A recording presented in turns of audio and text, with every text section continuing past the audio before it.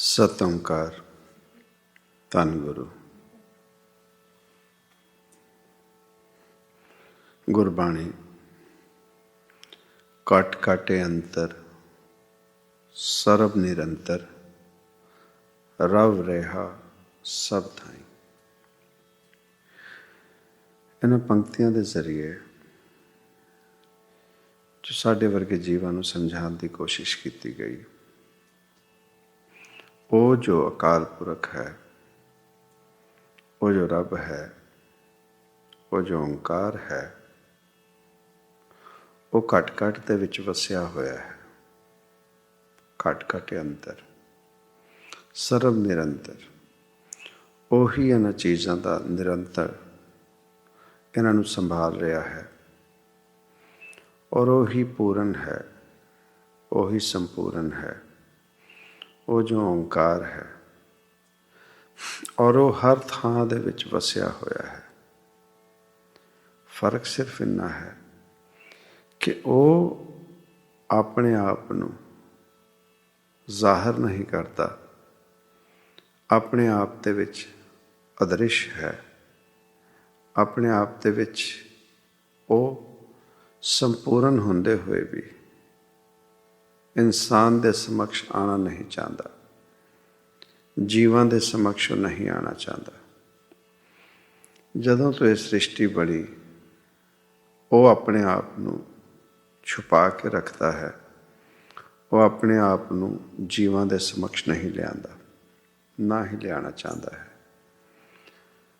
ਪਰ ਜਿਵੇਂ ਜਿਵੇਂ ਇਹ ਜੀਵ ਤਰੱਕੀ ਕਰਨ ਲੱਗਿਆ, ਜਿਵੇਂ ਜਿਵੇਂ ਇਸ ਜੀਵ ਨੂੰ ਉਹ ਬਦਦੁਮਾ ਦਾਗ, ਜਿਹਨੂੰ ਅਸੀਂ ਅਕਲ ਕਹਿੰਦੇ ਹਾਂ, ਜਿਉਂ-ਜਿਉਂ ਵਧਣ ਲੱਗੀ, ਇਹ ਜੀਵ ਨੇ ਉਸ ਰੱਬ ਦੇ ਸਮਕਸ਼ ਮੈਨੀਪੂਲੇਸ਼ਨਸ ਕਰਨੇ ਸ਼ੁਰੂ ਕੀਤੇ, ਉਸ ਰੱਬ ਨੂੰ ਧੋਖਾ ਦੇਣਾ ਸ਼ੁਰੂ ਕੀਤਾ, ਉਸ ਰੱਬ ਦੇ ਨਾਲ ਚਲਾਕੀ ਕਰਨੀ ਸ਼ੁਰੂ ਕੀਤੀ, ਔਰ ਕਿਸੇ ਨਾ ਕਿਸੇ ਤਰੀਕੇ ਉਹਨੂੰ ਮਜਬੂਰ ਕੀਤਾ ਕਿ ਤੂੰ ਸਾਡੇ ਸਮਕਸ਼ ਆ। ਔਰ ਉਹ ਰੱਬ ਅਖੀਰ ਮੌਕਾ ਦੇਣ ਲੱਗਿਆ, ਉਹਨੇ ਕੋਸ਼ਿਸ਼ ਕੀਤੀ ਅਤੇ ਉਹਨੇ ਵੀ ਉਹੀ ਇਨਸਾਨੀ ਜਾਮਾ ਧਾਰਿਆ, ਇਨਸਾਨੀ ਰੂਪ ਧਾਰ ਕੇ ਜੀਵਾਂ ਦੇ ਸਮਕਸ਼ ਆਇਆ। ਔਰ ਉਹ ਜਿਨ੍ਹਾਂ ਨੂੰ ਅਸੀਂ ਮਹਾਂਪੁਰਸ਼ ਕਹਿੰਦੇ ਹਾਂ, ਬ੍ਰਹਮ ਗਿਆਨੀ, ਉਹ ਜੋ ਸਾਧੂ, ਉਹ ਜੋ ਸੰਤ ਜਨ, ਉਹਨਾਂ ਦੇ ਰੂਪ ਦੇ ਵਿੱਚ ਉਹ ਸਾਡੇ ਸਮਕਸ਼ ਆਉਣ ਲੱਗਿਆ। ਅਤੇ ਸਤਿਯੁਗ ਤੋਂ ਜੇ ਗੱਲ ਸ਼ੁਰੂ ਕਰਦੇ ਹਾਂ ਕਿ ਇਨਸਾਨਾਂ ਨੂੰ ਸੋਝੀ ਆਈ, ਅਕਲ ਆਈ, ਅਤੇ ਉਹਨਾਂ ਨੇ ਸਤਿਯੁਗ ਤੋਂ ਉਸ ਰੱਬ ਨੂੰ ਆਪਣੇ ਸਮਕਸ਼ ਪੇਸ਼ ਕਰਨਾ, ਆਪਣੇ ਸਮਕਸ਼ ਉਹਨੂੰ ਪੈਦਾ ਕਰਨਾ ਸ਼ੁਰੂ ਕੀਤਾ ਕਿਸੇ ਵੀ ਰੂਪ ਦੇ ਵਿੱਚ। ਅਤੇ ਉਹ ਜਦੋਂ ਸਮਕਸ਼ ਆਇਆ, ਅਤੇ ਸਮਕਸ਼ ਆਉਣ 'ਤੇ ਉਸ ਰੱਬ ਨੂੰ ਵੀ ਮਜਬੂਰ ਕਰ ਦਿੱਤਾ ਉਹਨਾਂ ਇਨਸਾਨਾਂ ਨੇ ਆਪਣੇ ਵਰਗਾ ਹੋਣ ਵਾਸਤੇ, ਆਪਣੀ ਗੱਲ ਮਨਵਾਉਣ ਵਾਸਤੇ। ਔਰ ਇੰਨਾ ਮਜਬੂਰ ਕੀਤਾ ਕਿ ਉਹਦੇ ਕੋਲੋਂ ਐਸੇ ਵਰਦਾਨ ਲਏ ਜਿਹਦੇ ਨਾਲ ਇਹ ਪ੍ਰਕਿਰਤੀ, ਇਹ ਸ੍ਰਿਸ਼ਟੀ, ਇਹ ਦੁਨੀਆ ਨਰਕ ਹੋ ਗਈ, ਸਰਵਨਾਸ਼ ਹੋਣਾ ਸ਼ੁਰੂ ਹੋ ਗਿਆ। ਜਦ ਵੀ ਉਹ ਰੱਬ ਨੂੰ ਪ੍ਰਗਟ ਕੀਤਾ ਗਿਆ, ਮਜਬੂਰ ਕੀਤਾ ਗਿਆ ਕਿਸੇ ਦੇਵੀ ਦੇਵਤਾ ਦੇ ਰੂਪ ਦੇ ਵਿੱਚ, ਜਾਂ ਕਿਸੇ ਫਕੀਰ ਜਾਂ ਮਹਾਂਪੁਰਸ਼ ਦੇ ਰੂਪ ਦੇ ਵਿੱਚ, ਸਾਡੇ ਵਰਗੇ ਜੀਵਾਂ ਨੇ, ਇਨਸਾਨਾਂ ਨੇ ਉਹਨੂੰ ਹੋਰ ਕੁਝ ਵੀ ਨਹੀਂ, ਜਿੰਨਾ ਕੁ ਔਖਾ ਕਰ ਸਕਦੇ ਸੀਗੇ, ਜਿੰਨਾ ਕੁ ਉਹਨੂੰ ਦੁਖੀ ਕਰ ਸਕਦੇ ਸੀਗੇ, ਜਿੰਨਾ ਕੁ ਪਰੇਸ਼ਾਨ ਕਰ ਸਕਦੇ ਸੀਗੇ, ਸਾਡੇ ਵਰਗੇ ਜੀਵਾਂ ਨੇ ਇਹੀ ਕੀਤਾ। ਔਰ ਜਿੰਨੇ ਕੁ ਜੀਵ ਉਹਨਾਂ ਮਹਾਂਪੁਰਸ਼ਾਂ ਦੇ, ਉਹਨਾਂ ਦੇਵੀ ਦੇਵਤਿਆਂ ਦੇ ਕਰੀਬ ਸੀਗੇ, ਜਿੰਨੇ ਕੁ ਪਾਸ ਹੋ ਗਏ, ਉਨਾ ਹੀ ਜ਼ਿਆਦਾ ਨਰਕ ਉਹਨਾਂ ਨੇ ਕੀਤਾ, ਉਨਾ ਹੀ ਜ਼ਿਆਦਾ ਉਹਨਾਂ ਨੂੰ ਮੌਤ ਦਿੱਤੀ। ਜੋ ਦੂਰ ਸੀਗੇ, ਜੋ ਦੂਰੀ ਰੱਖਦੇ ਸੀਗੇ, ਉਹਨਾਂ ਦੇ ਵਾਸਤੇ ਉਹ ਰੱਬ ਹੀ ਸੀਗੇ, ਰੱਬ ਹੀ ਰਹੇ। ਉਹ ਜੋ ਰੱਬ ਹੈ, ਉਹਨੇ ਇੱਕ ਤਰੀਕਾ ਦੱਸਿਆ ਸੀਗਾ ਜੀਵਾਂ ਨੂੰ, ਕਿ ਉਹਨੇ ਆਪਣੀ ਮੌਜੂਦਗੀ ਦੱਸੀ ਕਿ ਮੈਂ ਮੌਜੂਦ ਹਾਂ, ਪਰ ਉਹਦੀ ਮਜਬੂਰੀ ਉਹ ਸਮਕਸ਼ ਨਹੀਂ ਆ ਸਕਦਾ, ਕਾਰਨ ਕਿ ਜੀਵ ਬਹੁਤ ਜ਼ਿਆਦਾ ਆਪਣੇ ਆਪ ਦੇ ਵਿੱਚ ਰਾਖਸ਼ਸ ਫਿਰਤੀ ਰੱਖਦਾ ਹੈ, ਔਰ ਉਸ ਰਾਖਸ਼ਸ ਫਿਰਤੀ ਦੇ ਕਾਰਨ ਉਹ ਰੱਬ ਨੂੰ ਆਪਣੇ ਸਮਕਸ਼ ਕਦੇ ਵੀ ਖੜਾ ਨਹੀਂ ਰਹਿਣ ਦਿੰਦਾ। ਉਹ ਰੱਬ ਨੂੰ ਆਪਣੇ ਸਮਕਸ਼ ਕਦੇ ਵੀ ਜਿੱਤਣ ਨਹੀਂ ਦਿੰਦਾ। ਉਹ ਆਪਣੇ ਸਮਕਸ਼ ਰੱਬ ਨੂੰ ਕਦੇ ਵੀ ਪ੍ਰਵਾਨ ਨਹੀਂ ਕਰਦਾ। ਇਹੀ ਵਿਰਤੀ ਦੇ ਨਾਲ ਮਨੁੱਖ ਚੱਲਿਆ, ਇਨਸਾਨ ਚੱਲਿਆ। ਔਰ ਉਹ ਜੋ ਸੱਚਾਈ ਹੈਗੀ ਉਸ ਰੱਬ ਦੀ, ਉਹਨੇ ਜੋ ਗੱਲ ਸਮਝਾਈ, ਉਹ ਘਟ ਘਟ ਦੇ ਵਿੱਚ ਹੈ, ਉਹ ਹਰ ਜਗ੍ਹਾ 'ਤੇ ਹੈ, ਹਰ ਥਾਂ ਦੇ ਵਿੱਚ ਹੈ, ਹਰ ਜੀਵ ਦੇ ਵਿੱਚ ਹੈ। ਇਸ ਗੱਲ ਨੂੰ ਮਨੁੱਖ, ਇਨਸਾਨ ਸੁਣਦਾ ਹੈ ਪਰ ਸਮਝਦਾ ਨਹੀਂ ਹੈ। ਉਹ ਸਾਡੇ ਭੀਤਰ ਬੈਠਾ ਹੈ, ਸੁਣਦਾ ਹੈ, ਪਰ ਇਸ ਗੱਲ ਨੂੰ ਮੰਨਣ ਦੇ ਵਿੱਚ ਨਹੀਂ ਆਉਂਦਾ। ਇਹ ਇਨਸਾਨ ਇੱਕ ਐਸੀ ਆਪਣੇ ਆਪ ਦੇ ਵਿੱਚ ਪ੍ਰਵਿਰਤੀ ਰੱਖਦਾ ਹੈ, ਇਹ ਮਨੁੱਖ ਆਪਣੇ ਆਪ ਦੇ ਵਿੱਚ ਇੱਕ ਐਸੀ ਜਾਤ ਹੈ ਜਿਹੜਾ ਕਦੀ ਵੀ ਕਿਸੇ ਦਾ ਨਹੀਂ ਹੋ ਸਕਦਾ, ਔਰ ਆਪਣੇ ਆਪ ਦੇ ਵਿੱਚ ਕਦੀ ਵੀ ਇਹ ਸੰਪੂਰਨਤਾ ਸੈਟਿਸਫਾਈ ਨਹੀਂ ਹੋ ਸਕਦਾ। ਇਹਨੂੰ ਹਮੇਸ਼ਾ ਅਚੋਆਈ ਲੱਗੀ ਰਹਿੰਦੀ ਹੈ, ਇਹਨੂੰ ਹਮੇਸ਼ਾ ਆਪਣੇ ਆਪ ਦੇ ਵਿੱਚ ਹੀ ਗੁਣ ਦਿਖਦੇ ਨੇ। ਉਹ ਰੱਬ ਤੋਂ ਦੂਰੀ ਕਰਦਾ ਰਹਿੰਦਾ ਹੈ, ਔਰ ਇੱਕ ਸਮਾਂ ਐਸਾ ਆ ਜਾਂਦਾ ਹੈ ਕਿ ਇਹ ਆਪ ਹੀ ਆਪਣੇ ਆਪ ਨੂੰ ਰੱਬ ਸਮਝਣ ਲੱਗ ਜਾਂਦਾ ਹੈ। ਇਸ ਵਜ੍ਹਾ ਕਰਕੇ ਇਹ ਰੱਬ ਨੂੰ ਫਿਰ ਪਸੰਦ ਨਹੀਂ ਕਰਦਾ। ਸਭ ਕੁਛ ਇਹਨੂੰ ਲੱਗਦਾ ਹੈ ਕਿ ਇਹ ਆਪ ਹੀ ਕਰ ਰਿਹਾ ਹੈ, ਇਹਦੇ ਕੀਤਿਆਂ ਹੀ ਸਭ ਕੁਝ ਹੋ ਰਿਹਾ ਹੈ। ਇਹਨਾਂ ਕਾਰਨਾਂ ਕਰਕੇ ਉਹ ਰੱਬ, ਉਹ ਇਸ ਵਿਰਤੀ ਦੇ ਜੀਵਾਂ ਦੇ ਕੋਲੋਂ ਰੱਬ ਫਿਰ ਦੂਰੀ ਕਰ ਲੈਂਦਾ ਹੈ। ਉਹ ਰੱਬ ਫਿਰ ਉਹਨਾਂ ਦੇ ਸੰਗ ਨਹੀਂ ਕਰਦਾ, ਉਹਨਾਂ ਨੂੰ ਉਹ ਪਸੰਦ ਆਪ ਵੀ ਨਹੀਂ ਕਰਦਾ ਅਤੇ ਉਹਨਾਂ ਤੋਂ ਦੂਰੀ ਕਰਨ ਲੱਗ ਜਾਂਦਾ ਹੈ। ਉਹ ਚਾਹੇ ਕਿਸੇ ਸਰੀਰ ਰੂਪ 'ਚ ਹੋਵੇ ਜਾਂ ਉਹ ਸੂਖਸ਼ਮ ਰੂਪ ਦੇ ਵਿੱਚ ਹੋਵੇ। ਉਹ ਖਾਸ ਕਰਕੇ ਇਹੋ ਜਿਹੇ ਜੀਵਾਂ ਦੇ ਕਰਕੇ ਹੀ ਦੁਖੀ ਹੁੰਦਾ ਹੈ। ਔਰ ਇਹੀ ਜੀਵ ਸਰੀਰ ਰੂਪ 'ਚ ਜੋ ਰੱਬ ਆਵੇ ਅਤੇ ਉਹਦੇ ਮੌਤ ਦਾ ਕਾਰਨ ਵੀ ਇਹੀ ਜੀਵ ਹੁੰਦੇ ਨੇ। ਕੋਈ ਸਮਕਸ਼ ਆ ਕੇ ਉਸ ਦੇ ਉੱਤੇ ਹਮਲਾ ਕਰ ਦਿੰਦਾ ਹੈ ਅਤੇ ਕੋਈ ਅੰਦਰੋਂ ਸਰੀ ਆਪਣੀ ਵਿਰਤੀ, ਆਪਣੀ ਨੀਅਤ, ਆਪਣੇ ਕਰਮਾਂ ਦੇ ਨਾਲ ਉਸ ਰੱਬ ਨੂੰ ਮੌਤ ਦੇਣ ਲੱਗਿਆ ਰਹਿੰਦਾ ਹੈ, ਔਰ ਅਖੀਰ ਆਪਣੇ ਆਪ ਦੇ ਵਿੱਚ ਜਿੱਤ ਕੇ ਹੀ ਸਾਹ ਲੈਂਦਾ ਹੈ। ਇਹਨਾਂ ਵਜ੍ਹਾ ਕਰਕੇ ਉਹ ਰੱਬ ਜਿਹੜਾ ਸੂਖਸ਼ਮ ਰੂਪ 'ਚ ਹੈ, ਉਹ ਸੂਖਸ਼ਮ ਰੂਪ 'ਚ ਆਪਣੇ ਆਪ ਨੂੰ ਲੁਕਾ ਕੇ ਰੱਖਦਾ ਹੈ, ਛੁਪਾ ਕੇ ਰੱਖਦਾ ਹੈ। ਕਾਰਨ ਕਿ ਉਹੀ ਇੱਕ ਚੀਜ਼ ਉਹਦੇ ਕੋਲ ਬਚੀ ਹੈ ਜਿਸ ਤੱਕ ਮਨੁੱਖ ਨਹੀਂ ਪਹੁੰਚ ਸਕਦਾ। ਜੇ ਕਿਤੇ ਉਹ ਸੂਖਸ਼ਮ ਰੂਪ ਵੀ ਇਸ ਦੁਨੀਆ ਨੂੰ ਦਰਸਾ ਦੇਵੇ ਅਤੇ ਇੱਕ ਦਿਨ ਇਹ ਆ ਜਾਏਗਾ ਕਿ ਇਨਸਾਨ ਉਹਨੂੰ ਸੰਪੂਰਨਤਾ ਮੰਨਣਾ ਬੰਦ ਕਰ ਦੇਗਾ, ਔਰ ਉਹ ਸੂਖਸ਼ਮ ਨੂੰ ਵੀ ਉਹ ਖਤਮ ਕਰ ਦੇਗਾ। ਉਹ ਅੰਦਰ ਹੈ, ਉਹ ਭੀਤਰ ਹੈ, ਪਰ ਇਹ ਜੋ ਮਨੁੱਖ ਹੈ ਇਹ ਬਾਹਰ ਮੁਖੀ ਹੈ। ਇਹ ਸਿਰਫ ਅਤੇ ਸਿਰਫ ਬਾਹਰਲੀ ਦੁਨੀਆ 'ਚ ਜੀਂਦਾ ਹੈ। ਇਹਨੂੰ ਕਦੀ ਚੋਟ ਨਹੀਂ ਵੱਜਦੀ ਕਿਸੇ ਮਹਾਂਪੁਰਸ਼ ਤੋਂ, ਕਿਸੇ ਧਰਮ ਗ੍ਰੰਥ ਤੋਂ, ਕਿਸੇ ਧਾਰਮਿਕ ਸਥਲ ਤੋਂ। ਜੋ ਵੀ ਗਿਆਨ ਦੀ ਗੱਲ ਦਿੱਤੀ ਜਾਂਦੀ ਹੈ, ਜੋ ਜਾਣਕਾਰੀ ਦਿੱਤੀ ਜਾਂਦੀ ਹੈ ਮਨੁੱਖਾਂ ਨੂੰ, ਉਹ ਮਨੁੱਖ ਉਸ ਜਾਣਕਾਰੀ ਨੂੰ ਲੈ ਕੇ ਆਪਣੇ ਜੀਵਨ ਦੇ ਵਿੱਚ ਉਹਨੂੰ ਗਿਆਨ ਰੂਪੀ ਪ੍ਰਕਾਸ਼ ਜਾਂ ਚਾਨਣਾ ਨਹੀਂ ਦੇ ਸਕਦੇ। ਉਹ ਉਹੀ ਜਾਣਕਾਰੀ ਲੈਂਦੇ ਨੇ। ਕਿੰਨੀ ਕੁ ਵਾਰੀ ਉਸ ਰੱਬ ਦੇ ਸਮਕਸ਼ ਜਾ ਕੇ ਸਾਡੇ ਵਾਅਦੇ ਹੁੰਦੇ ਨੇ, ਸਾਡੀਆਂ ਗੱਲਾਂ ਹੁੰਦੀਆਂ ਨੇ, ਉਸ ਤੋਂ ਬਾਅਦ ਦਿਨ ਢਲਿਆ, ਜਿਵੇਂ ਰਾਤ ਪੈਂਦੀ ਹੈ ਦਿਨ ਢਲਣ 'ਤੇ, ਅਤੇ ਸਾਡੇ ਵਰਗੇ ਜੀਵਾਂ ਦੇ ਜੀਵਨ ਦੇ ਵਿੱਚ ਵੀ ਉਹ ਕਾਲ ਰੂਪ, ਉਹ ਅੰਧੇਰਾ ਦੁਬਾਰਾ ਫਿਰ ਸਾਡੇ ਜੀਵਨ ਦੇ ਵਿੱਚ ਵਾਸ ਕਰ ਜਾਂਦਾ ਹੈ।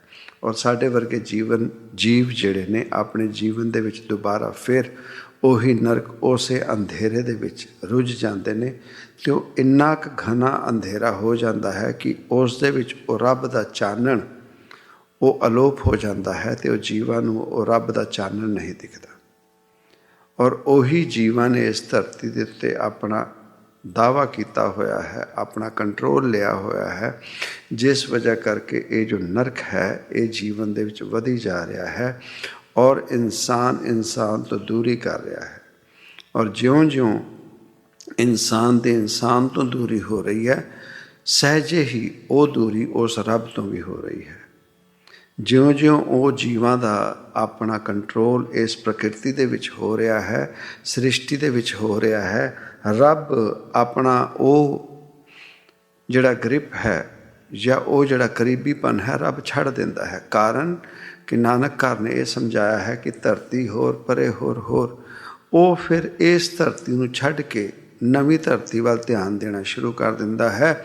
ਜਿਵੇਂ ਕੋਈ ਕਾਰੋਬਾਰੀ ਜੀਵ ਆਪਣਾ ਕਾਰੋਬਾਰ ਖੋਲ੍ਹਦਾ ਹੈ ਅਤੇ ਇੱਕ ਥਾਂ 'ਤੇ ਜੇ ਉਹ ਕਾਰੋਬਾਰ ਨੁਕਸਾਨ ਕਰਨ ਲੱਗ ਜਾਵੇ, ਕਾਰੋਬਾਰੀ ਜੀਵ ਨੂੰ ਉਸ ਕਾਰੋਬਾਰ ਦੇ ਵਿੱਚ ਨੁਕਸਾਨ ਹੋਣ ਲੱਗ ਜਾਂਦਾ ਹੈ ਅਤੇ ਉਹ ਜੀਵ ਉਸ ਕਾਰੋਬਾਰ ਨੂੰ ਬੰਦ ਕਰਕੇ ਆਪਣਾ ਨਵਾਂ ਕਾਰੋਬਾਰ ਸ਼ੁਰੂ ਕਰ ਲੈਂਦਾ ਹੈ।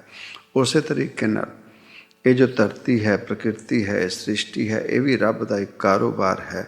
ਉਹਨੂੰ ਜਦੋਂ ਇਸ ਧਰਤੀ 'ਤੇ ਜਿੰਨੀ ਮਿਹਨਤ ਕਰਦਾ ਹੈ, ਆਪਣੀ ਮਿਹਨਤ ਦੇ ਨਾਲ ਇਸ ਧਰਤੀ ਨੂੰ ਜੋ ਵੀ ਕੁਝ ਦਿੱਤਾ ਹੁੰਦਾ ਹੈ, ਉਹ ਜਦੋਂ ਉਸ ਰੱਬ ਨੂੰ ਨੁਕਸਾਨ ਦਿਖਣ ਲੱਗ ਜਾਂਦਾ ਹੈ ਅਤੇ ਉਹ ਕਾਰੋਬਾਰ ਬੰਦ ਕਰਕੇ ਉਹ ਦੁਬਾਰਾ ਨਵਾਂ ਕਾਰੋਬਾਰ ਸ਼ੁਰੂ ਕਰ ਲੈਂਦਾ ਹੈ।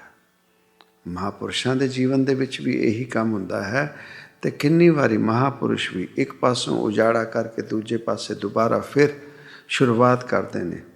ਕੋਸ਼ਿਸ਼ ਇਹੀ ਹੁੰਦੀ ਹੈ ਕਿ ਇੱਕ ਪਾਸੇ ਜੋ ਕਾਰੋਬਾਰ ਭਾਵ ਉਹ ਜੋ ਨਰਕ ਰੂਪ, ਉਹ ਜੋ ਰਾਖਸ਼ਸ ਵਿਰਤੀ ਵਾਲੇ ਜੀਵ ਉਸ ਜਗ੍ਹਾ 'ਤੇ ਆਪਣਾ ਦਾਅਵਾ, ਆਪਣਾ ਕੰਟਰੋਲ ਕਰ ਲੈਂਦੇ ਨੇ ਅਤੇ ਉਹ ਜੋ ਮਹਾਂਪੁਰਸ਼ ਨੇ ਉਹ ਵੀ ਉਸ ਜਗ੍ਹਾ ਨੂੰ ਛੱਡ ਕੇ ਕਿਸੇ ਹੋਰ ਜਗ੍ਹਾ 'ਤੇ ਆਪਣੀ ਨਵੀਂ ਸ਼ੁਰੂਆਤ ਕਰਦੇ ਨੇ।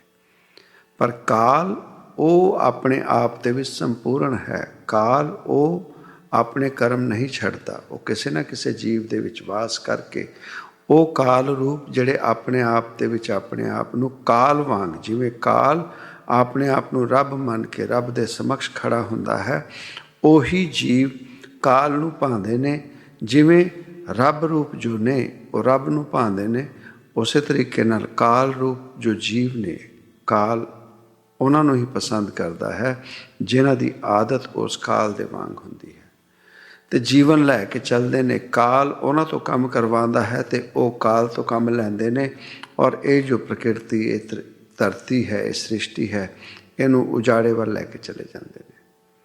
ਆਪਣੇ ਘਰਾਂ ਦੇ ਵਿੱਚ ਅਸੀਂ ਨਿਗਾਹ ਮਾਰ ਕੇ ਦੇਖੀਏ, ਇਹ ਕਾਲ ਰੂਪ ਕਿਸੇ ਨਾ ਕਿਸੇ ਤਰੀਕੇ ਸਾਡੇ ਵਿੱਚ ਹੀ ਵਾਸ ਕਰਦਾ ਹੈ ਔਰ ਆਪਣੇ ਭੀਤਰ ਜੀਵ ਜਾਣ ਦੀ ਬਜਾਏ ਬਾਹਰ ਦੁਨੀਆ ਨੂੰ ਜੋ ਝੂਠ ਦਰਸਾਉਂਦਾ ਹੈ, ਜੋ ਦੁਨੀਆ ਦੇ ਵਿੱਚ ਆਪਣਾ ਭੇਖ ਦਿਖਾਉਂਦਾ ਹੈ, ਉਹ ਭੇਖ ਕਦੀ ਵੀ ਸੱਚਾ ਨਹੀਂ ਹੋ ਸਕਦਾ। ਸੱਚ ਉਹੀ ਹੈ, ਸੱਚ ਉਹੀ ਵਰਤਦਾ ਹੈ ਜੋ ਉਹ ਜੀਵ ਦੇ ਭੀਤਰ, ਉਹ ਜੀਵ ਦੇ ਅੰਦਰ ਹੁੰਦਾ ਹੈ। ਘਰਾਂ ਦੇ ਵਿੱਚ, ਕਾਰੋਬਾਰ ਦੇ ਵਿੱਚ, ਇਰਦ ਗਿਰਦ, ਨੌਕਰੀ ਦੇ ਵਿੱਚ ਇਹੋ ਜਿਹੇ ਜੀਵ ਵੱਧ ਮਿਲਦੇ ਨੇ ਜੋ ਹੋਰ ਕੁਝ ਵੀ ਨਹੀਂ, ਸਿਰਫ ਤੇ ਸਿਰਫ ਆਪਣੇ ਭੀਤਰ ਦੇ ਨਰਕ ਨੂੰ ਕੁਝ ਸਮੇਂ ਤੱਕ ਦਬਾ ਕੇ ਰੱਖਦੇ ਨੇ ਔਰ ਉਹ ਨਰਕ ਜਦੋਂ ਭੀਤਰ ਨਹੀਂ ਦਬਦਾ, ਉਹ ਨਰਕ ਫਿਰ ਬਾਹਰ ਪ੍ਰਗਟ ਹੋਣ ਲੱਗ ਜਾਂਦਾ ਹੈ।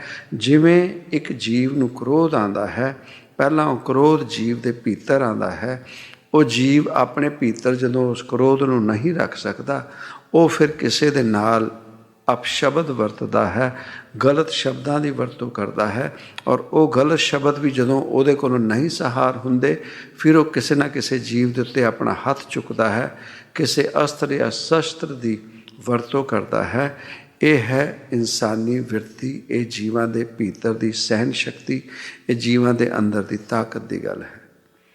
ਪਰ ਉਹ ਜੋ ਰੱਬ ਹੈ, ਉਸ ਰੱਬ ਨੇ ਇਹ ਜੋ ਪ੍ਰਕਿਰਤੀ ਬਣਾਈ, ਇਹ ਜੋ ਸ੍ਰਿਸ਼ਟੀ ਬਣਾਈ, ਇਸ ਸ੍ਰਿਸ਼ਟੀ ਦੇ ਵਿੱਚ ਜੋ ਸੱਚਾਈ ਦਿੱਤੀ ਹੈ, ਉਹਨੇ ਸਭ ਕੁਝ ਖੁੱਲ੍ਹ ਕੇ ਰੱਖਿਆ ਹੈ। ਦਿਨ ਰੱਖਿਆ ਅਤੇ ਰਾਤ ਵੀ ਰੱਖੀ ਹੈ, ਪਾਪ ਰੱਖਿਆ ਅਤੇ ਪੁੰਨ ਵੀ ਰੱਖਿਆ ਹੈ, ਸੱਚ ਰੱਖਿਆ ਅਤੇ ਝੂਠ ਵੀ ਰੱਖਿਆ ਹੈ। ਇਹ ਸਿਰਫ ਇਸ ਕਰਕੇ ਕਿ ਜੀਵ ਤੇਰੀ ਆਪਣੀ ਮਰਜ਼ੀ ਹੈ, ਤੂੰ ਇਸ ਦੇ ਵਿੱਚੋਂ ਜੋ ਕੁਝ ਵੀ ਲੈਣਾ ਚਾਹੁੰਦਾ ਹੈ, ਤੇਰੀ ਆਪਣੀ ਮਰਜ਼ੀ ਹੈ। ਰੱਬ ਕਿਸੇ ਨੂੰ ਨਹੀਂ ਰੋਕਦਾ ਔਰ ਉਹ ਜੀਵ ਜਿਹਨੂੰ ਇਹ ਖੁੱਲ੍ਹ ਮਿਲ ਜਾਂਦੀ ਹੈ, ਉਹ ਕਿਸੇ ਹੋਰ ਨੂੰ ਨਹੀਂ ਕਹਿ ਸਕਦਾ। ਕਾਰਨ ਅੰਦਰ ਦੀ ਜੋ ਉਪਲਬਧੀ ਹੋਈ, ਅੰਦਰ ਜੋ ਪਾਇਆ, ਅੰਦਰੋਂ ਜੋ ਚੰਗਾ ਲੱਗਿਆ ਜੀਵ ਨੂੰ, ਜੀਵ ਨੇ ਉਹੀ ਲਿਆ ਔਰ ਉਹ ਲੈਣ ਤੋਂ ਬਾਅਦ ਉਹ ਉਸੇ ਦਾ ਰੂਪ ਬਣ ਜਾਂਦਾ ਹੈ। ਰੱਬ ਨੇ ਜੇ ਰਾਤ ਰੱਖੀ ਹੈ ਤੇ ਦਿਨ ਵੀ ਰੱਖਿਆ ਹੈ, ਪਾਪ ਰੱਖਿਆ ਹੈ ਤੇ ਪੁੰਨ ਵੀ ਰੱਖਿਆ ਹੈ। ਪਰ ਉਹ ਜੀਵ ਜੋ ਸਿਰਫ ਤੇ ਸਿਰਫ ਪਾਪ ਕਰਦੇ ਨੇ, ਉਹ ਜੀਵ ਜੋ ਈਰਸ਼ਾ ਦਵੈਸ਼, ਪ੍ਰੇਮ ਦੀ ਜਗ੍ਹਾ ਈਰਸ਼ਾ ਦਵੈਸ਼ ਅਪਣਾਉਂਦੇ ਨੇ, ਉਹ ਆਪਣੀ ਮਰਜ਼ੀ ਹੈ। ਇਸ ਕੁਦਰਤ ਦੇ ਵਿੱਚ ਇਹ ਦੋਨੋਂ ਚੀਜ਼ਾਂ ਬਰਾਬਰ ਮਾਤਰਾ ਦੇ ਵਿੱਚ ਵਰਤਾਈਆਂ ਰੱਬ ਨੇ। ਪਰ ਉਸ ਤੋਂ ਬਾਵਜੂਦ ਜਿਉਂ-ਜਿਉਂ ਜਿਸ ਚੀਜ਼ ਦੀ ਮੰਗ ਜ਼ਿਆਦਾ ਹੋਈ, ਡਿਮਾਂਡ ਜ਼ਿਆਦਾ ਹੋਈ, ਉਸ ਸਪਲਾਇਰ ਨੂੰ, ਉਸ ਮੈਨੂਫੈਕਚਰਰ ਨੂੰ ਉਹ ਚੀਜ਼ਾਂ ਦੀ ਵਰਤੋਂ ਜ਼ਿਆਦਾ ਬਣਾਉਣੀ ਪਈ ਜੀਵਾਂ ਦੀ ਮੰਗ ਕਰਕੇ। ਤੇ ਜੇ ਈਰਸ਼ਾ, ਦਵੈਸ਼, ਨਫ਼ਰਤ ਅੰਦਰ ਦਾ ਜੋ ਕਾਲਕਪਨ ਹੈ, ਇਹ ਜਿਵੇਂ ਜਿਵੇਂ ਵੱਧਦਾ ਰਿਹਾ, ਇਸ ਕੁਦਰਤ ਨੂੰ ਉਹ ਚੀਜ਼ਾਂ ਵੱਧ ਦੇਣੀਆਂ ਪਈਆਂ, ਉਸ ਰੱਬ ਨੂੰ ਇਹ ਚੀਜ਼ਾਂ ਦੀ ਵੱਧ ਮੈਨੂਫੈਕਚਰਿੰਗ, ਹੋਰ ਜ਼ਿਆਦਾ ਪ੍ਰੋਡਕਸ਼ਨ ਕਰਨੀ ਪਈ। ਕਾਰਨ ਕਿ ਜੀਵਾਂ ਦੀ ਜੋ ਮੰਗ ਹੈ ਉਹ ਹੋਰ ਵਧੀ ਜਾ ਰਹੀ ਹੈ।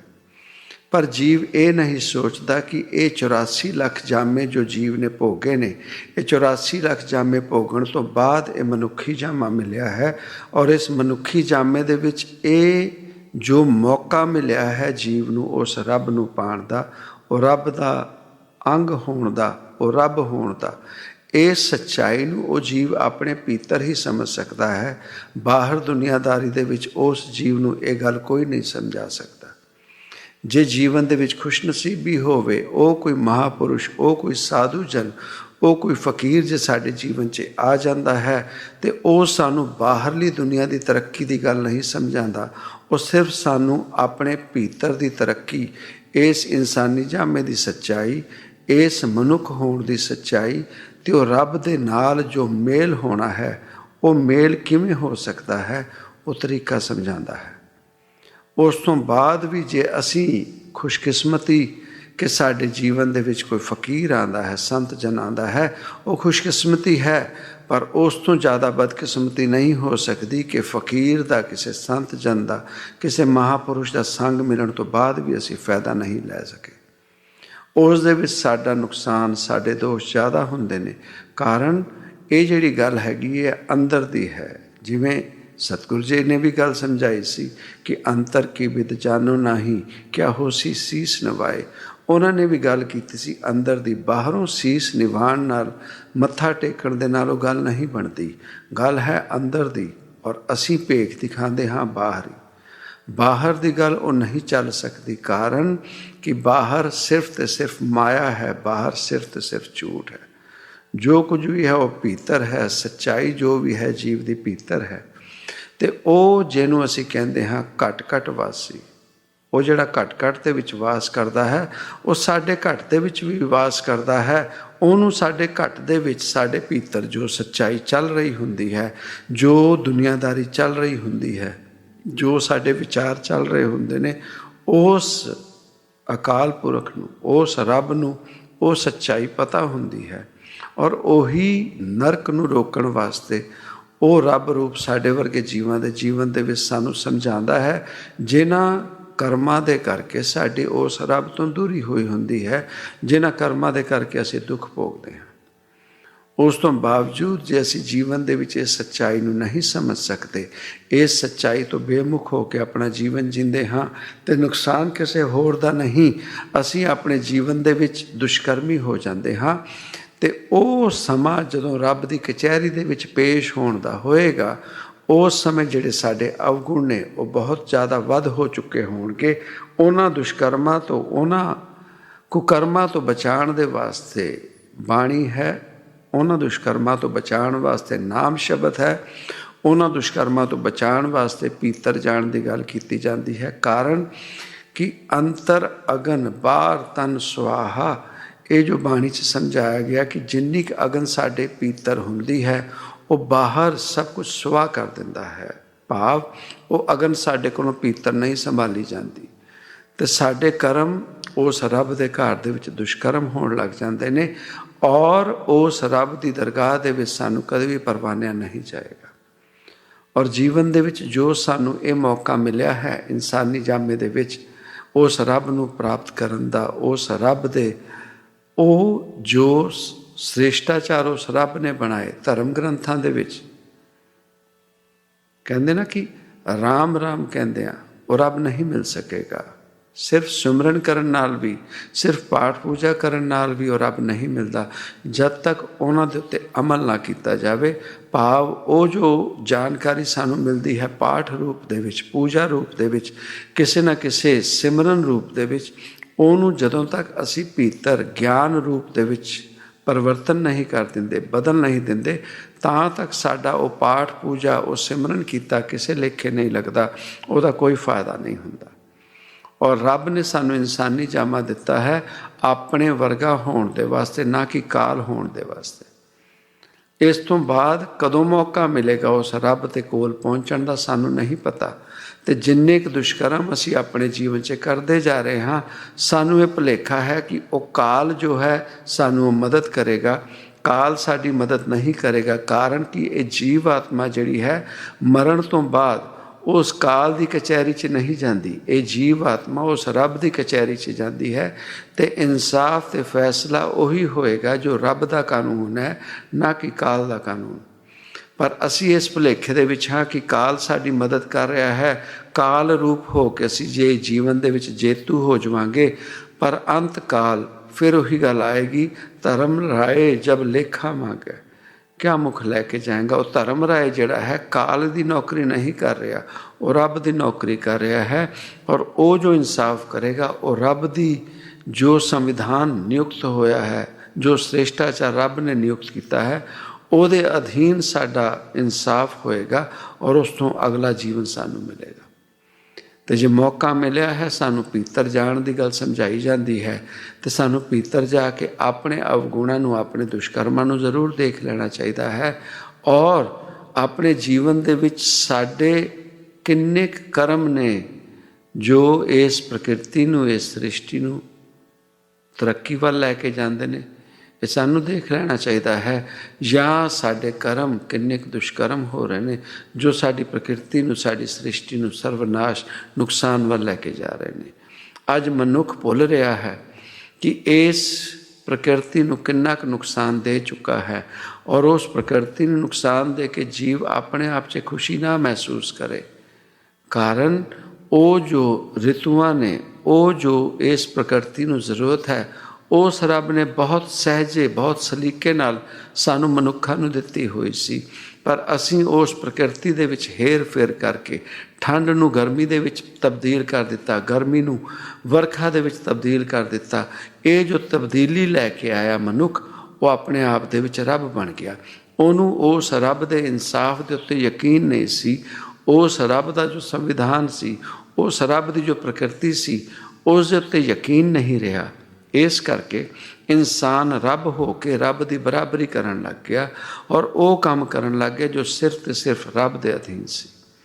ਪ੍ਰਕਿਰਤੀ ਨਾਲ ਛੇੜਛਾੜ, ਮਨੁੱਖਾਂ ਨਾਲ ਛੇੜਛਾੜ, ਆਪਣੇ ਆਪ ਦੇ ਵਿੱਚ ਜੋ ਰੱਬ ਨੇ ਕੁਦਰਤੀ ਸਾਨੂੰ ਰੂਪ ਦਿੱਤਾ, ਉਸ ਰੂਪ ਦੇ ਨਾਲ ਹੇਰ ਫੇਰ ਕਰਨਾ ਸ਼ੁਰੂ ਕਰ ਦਿੱਤਾ, ਉਹਦੇ ਵਿੱਚ ਬਦਲਾਵ ਲਿਆਉਣਾ ਸ਼ੁਰੂ ਕਰ ਦਿੱਤਾ। ਉਹ ਬਦਲਾਵ ਲਿਆਂਦੇ ਲਿਆਂਦੇ ਅੱਜ ਮਨੁੱਖ ਵੀ ਮਨੁੱਖਾਂ ਵਰਗੇ ਨਹੀਂ ਆ ਰਹੇ, ਉਹ ਮਨੁੱਖਾਂ ਦੇ ਵਿੱਚ ਵੀ ਤਬਦੀਲੀ, ਬਦਲਾਵ ਆ ਗਿਆ। ਹੁਣ ਇਹ ਜੋ ਪ੍ਰਕਿਰਤੀ ਹੈ, ਇਹ ਜੋ ਮਨੁੱਖ ਨੇ, ਇਹ ਜੋ ਸ੍ਰਿਸ਼ਟੀ ਸਾਨੂੰ ਦਿਖ ਰਹੀ ਹੈ, ਇਹ ਉਹ ਨਹੀਂ ਹੈ ਜੋ ਰੱਬ ਨੇ ਬਣਾਈ ਸੀ।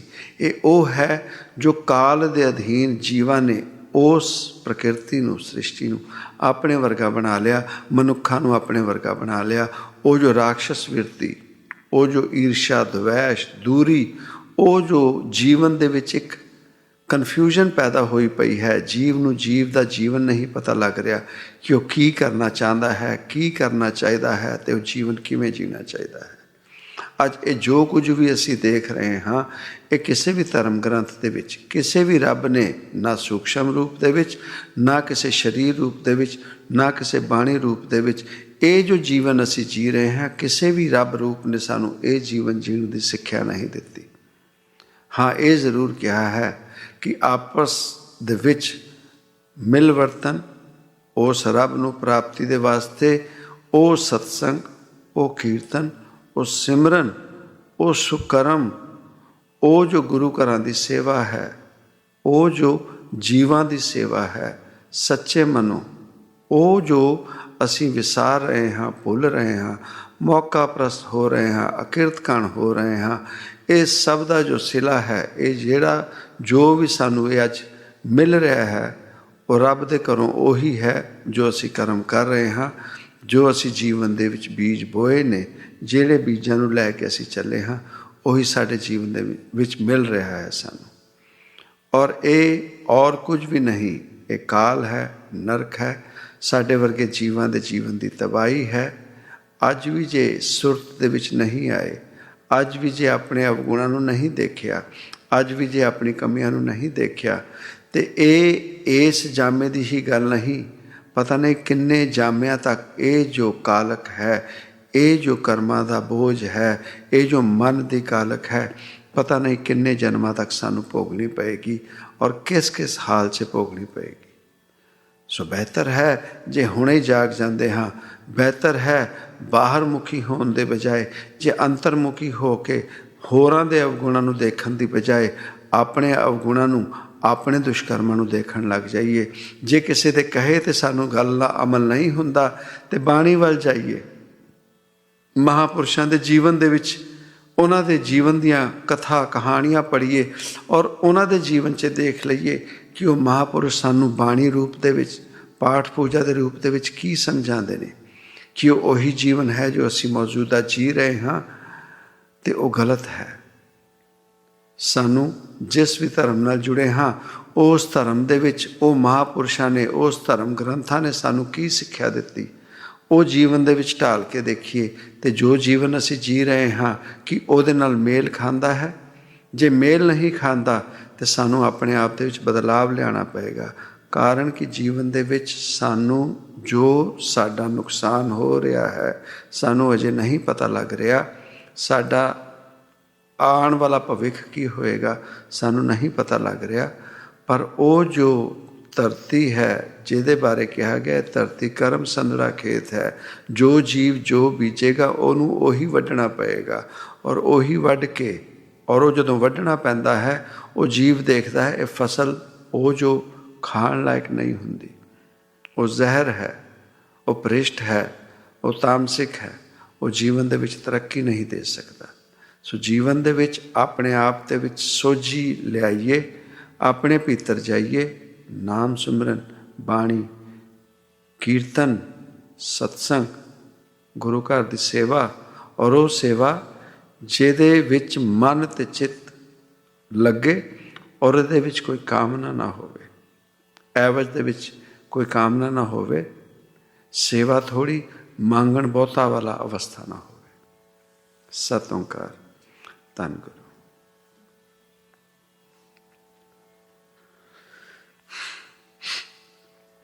ਸਤਿ ਓਂਕਾਰ ਸਾਧ ਸੰਗਤ ਜੀ, ਦਾਤੇ ਦੇ ਘਰੋਂ ਇੱਕ ਹੋਰ ਸਤਸੰਗ। ਦਾਤਾ ਜੀ ਕਿਰਪਾ ਕਰਨ ਤੇ ਜੋ ਵੀ ਸਾਧ ਸੰਗਤ ਦੇਸ਼ ਵਿਦੇਸ਼ ਤੋਂ ਕਾਨਫਰੰਸ ਕਾਲ ਤੇ ਜੁੜੀ ਤੇ ਜੋ ਵੀ ਜੀਆ ਜਨ ਸਰੀਰ ਰੂਪ 'ਚ ਇੱਥੇ ਪਹੁੰਚੇ, ਦਾਤਾ ਜੀ ਸਭ ਦੀ ਹਾਜ਼ਰੀ ਪ੍ਰਵਾਨ ਕਰਨ। ਤੇ ਇੱਕੋ ਹੀ ਜੋਦੜੀ ਹੈ ਕਿ ਹੇ ਦਾਤਾ, ਜੋ ਵੀ ਸਤਸੰਗ ਆਪ ਦੇ ਘਰੋਂ ਸਾਡੇ ਵਰਗੇ ਜੀਵਾਂ ਦੇ ਵਾਸਤੇ ਆਉਂਦਾ ਹੈ, ਜਿਸ ਵੀ ਮਹਾਂਪੁਰਸ਼ ਤੋਂ ਆਪ ਸੇਵਾ ਲੈਂਦੇ ਹੋ, ਉਹਨਾਂ ਦਾ ਕੋਟਾਨ ਕੋਟ ਧੰਨਵਾਦ ਜੋ ਸੇਵਾ ਦੇ ਵਿੱਚ ਲੱਗੇ ਨੇ ਔਰ ਸਾਡੇ ਵਰਗੇ ਜੀਵਾਂ ਨੂੰ ਸਤਸੰਗ ਦਾ ਪ੍ਰਸ਼ਾਦ ਦੇ ਕੇ ਜਾਂਦੇ ਨੇ। ਕੋਟਾਨ ਕੋਟ ਧੰਨਵਾਦ ਆਪ ਦਾ ਦਾਤਾ ਤੇ ਉਹਨਾਂ ਮਹਾਂਪੁਰਸ਼ਾਂ ਦਾ। ਤੇ ਜੋ ਵੀ ਸਾਧ ਸੰਗਤ ਇਹ ਸਤਸੰਗ ਸੁਣਦੀ ਹੈ, ਦਾਤਾ ਜੀ ਕਿਰਪਾ ਕਰਨ ਉਹਨਾਂ ਦੇ ਵਿੱਚ ਇਹ ਸਤਸੰਗ ਵਾਸ ਕਰੇ ਤੇ ਜੀਵਨ ਦੇ ਵਿੱਚ ਉન્નਤੀ ਹੋਵੇ, ਤਾਂ ਜੋ ਉਸ ਰੱਬ ਦੇ ਘਰ ਦਾ ਜੋ ਪ੍ਰਸ਼ਾਦ ਤੇ ਉਹ ਜੋ ਮਹਾਂਪੁਰਸ਼ ਸੇਵਾ ਦੇ ਵਿੱਚ ਲੱਗੇ ਨੇ, ਉਹਨਾਂ ਦੀ ਇਹ ਨੌਕਰੀ ਵਿਅਰਥ ਨਾ ਜਾਵੇ, ਭਾਗ ਲੱਗਣ, ਕਿਰਪਾ ਬਣੀ ਰਹੇ। ਸਤਿ ਓਂਕਾਰ।